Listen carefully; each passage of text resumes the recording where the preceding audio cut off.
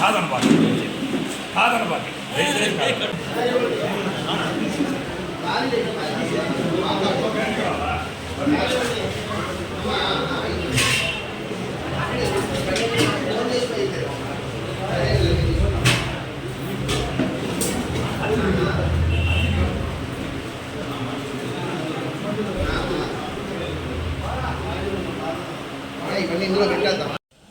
ఈరోజు కార్తీక పౌర్ణమి సందర్భంగా శ్రీ సీతారామ ధార్మిక సేవా సంస్థ వారు మరి చిగులూరుపేటలో ఉన్నటువంటి అర్చక పురోహితులకి అందరికీ కూడా నిత్యావసర వస్తువులు ఇచ్చి వారికి కొంతమేర ఆర్థిక సహాయ సహకారాలు అందించాలనే ఉద్దేశంతో వాకాడు మండలం బాలెడిపాలెం గ్రామస్తులైనటువంటి మన అనంతాచార్య ఇలాంటి కార్యక్రమాన్ని ముందుకు తీసుకొచ్చారు.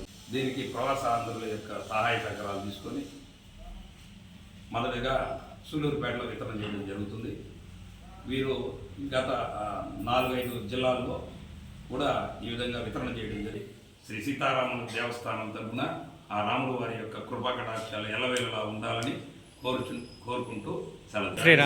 నమస్కారం. తిరుపతి జిల్లా వాకాడు మండలం బాలరెడ్డిపాలెం గ్రామంలోని శ్రీ పట్టాభిరామ ఆలయం కేంద్రంగా నడపబడుతున్న శ్రీ సీతారామ ధార్మిక సేవా సంస్థ ఆధ్వర్యంలో ఈరోజు సూళ్ళూరుపేటలోని బ్రాహ్మణ వీధిలో గల శ్రీ సీతారామాలయంలో 20 మంది ఆర్థికంగా వెనుకబడినటువంటి కుటుంబాల వారికి ప్రవాస భారతీయులు శ్రీయుతులు రామిరెడ్డి వెంకటరామిరెడ్డి, శ్రీమతి హైమావతమ్మ దంపతులు, వారి కుమారుడు శ్రీ రామిరెడ్డి మధుకరణ్ రెడ్డి గారుల ఆర్థిక సౌజన్యంతో 62,000 రూపాయల విలువ చేసే పలసరుకులు, కూరగాయలు, సంభావనను ఈరోజు అందించడం జరుగుతుంది.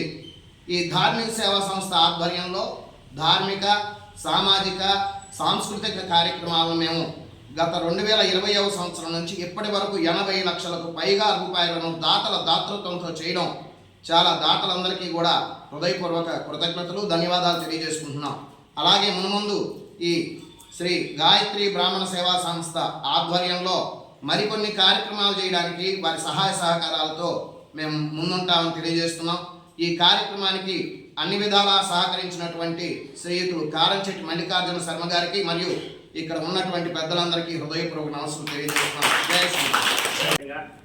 అలాగే 4 సంవత్సరాల పాటు ఇలాంటి ధార్మిక సంస్థ ప్రోత్సహిస్తూ అలాగే దీన్ని ముందుకు తీసుకువెళ్తున్నటువంటి దాతలకు, మెయిన్ దాతల గురించి చెప్పాలి. ఎందుకంటే వారి ప్రేమైన లేకుండా మనం ఇలాంటివి చేయలేము. అలా వాళ్ళు దాతల సహాయంతో, వీళ్ళ సహకారంతో అందించినటువంటి ఇలాంటివన్నీ ఇంకా వచ్చే సంవత్సరం ఇంకా అభివృద్ధి చెంది చాలా ఎక్కువ మందికి ఇచ్చేటట్టుగా కోరుకుంటున్నాను. నమస్కారాలు. ముందుగా ఈ కార్యక్రమాన్ని సూళ్ళూరుపేటలో చేసి మలిసాంతానికి ప్రోత్సాహం అందించి ఇక్కడ నిర్వహించినందుకు వారికి అభినందనలు.